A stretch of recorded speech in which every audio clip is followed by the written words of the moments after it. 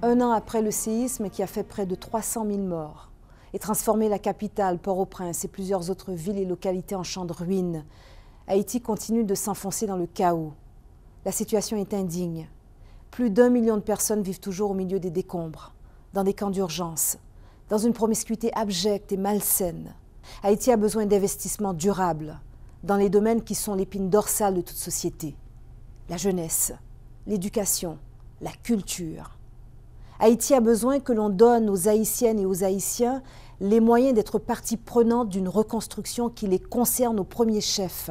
L'Organisation des Nations Unies pour l'éducation, la science et la culture, l'UNESCO, a redoublé d'efforts depuis 1 an pour l'alphabétisation, la formation des enseignants, la mise en place de statistiques scolaires.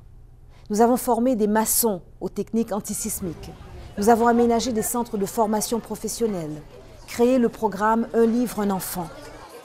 On a ramené des livres de France pour vous, et des contes, des romans, des histoires pour enfants, des histoires aussi en créole, pour vous encourager à lire.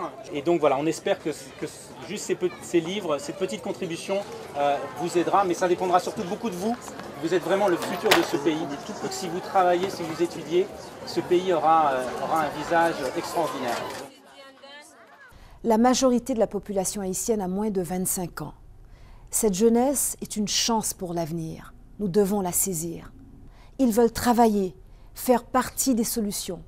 Et pour cela, ils veulent être entendus, valorisés, reconnus pour tout ce qu'ils ont à offrir.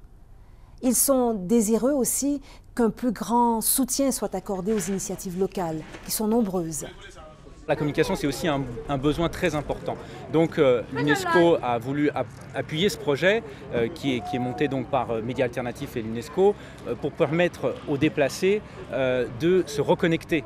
Il y a tout un tas de possibilités que cela ouvre en termes éducatifs, en termes professionnels, en termes de cohésion sociale, puisque dans chaque camp, il y a un blog qui est monté et qui est géré par les éléments, en fait, les gens du camp qui sont les plus dynamiques et donc ça crée une identité et donc ça offre beaucoup de perspectives très intéressantes du point de vue de l'UNESCO. Aidons-les à valoriser leurs richesses et leurs talents par l'éducation artistique, le soutien à l'artisanat, la diversification des activités économiques. Et ne sous-estimons pas l'importance de renforcer aussi les connaissances scientifiques en Haïti, de renforcer des capacités de recherche pour bâtir des solutions durables aux problèmes environnementaux, de salubrité et de sécurité publique.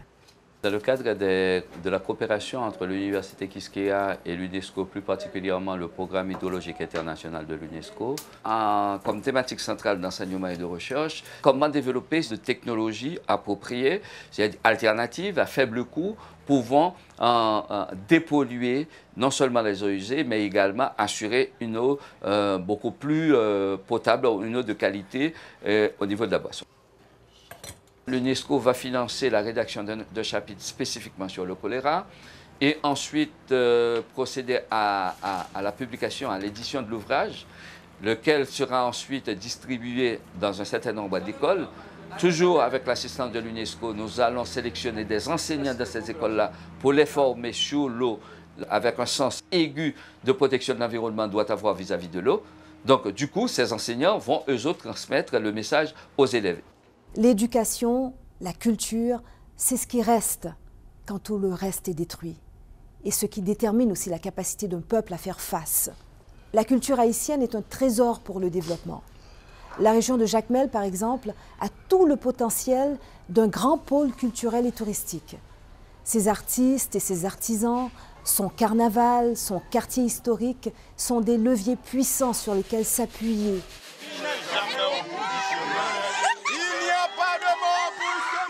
Donc après le 12 janvier, étant donné qu'il y avait beaucoup de morts, donc on a dit qu'il y a beaucoup de zombies dans les rues de la capitale. Donc nous avons ici une petite compagnie de théâtre, c'est la compagnie Zovi. Donc c'est avec cette compagnie-là qu'on va dans les camps chaque dimanche, on organise un spectacle. Ici à la rue des Vandales, des écoutés. Je ne suis plus un corps, mais je suis une rue. Et désormais, c'est un canon qu'il faut pour m'abattre. Nous sommes morts. Phrase incroyable.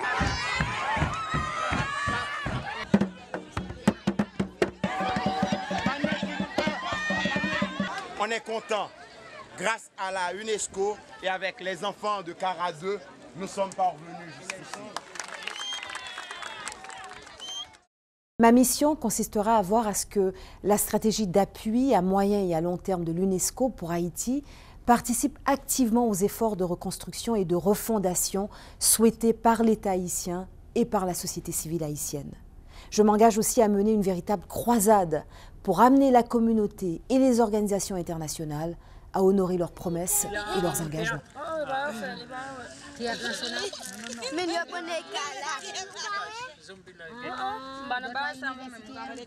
ne sais pas, non, c'est...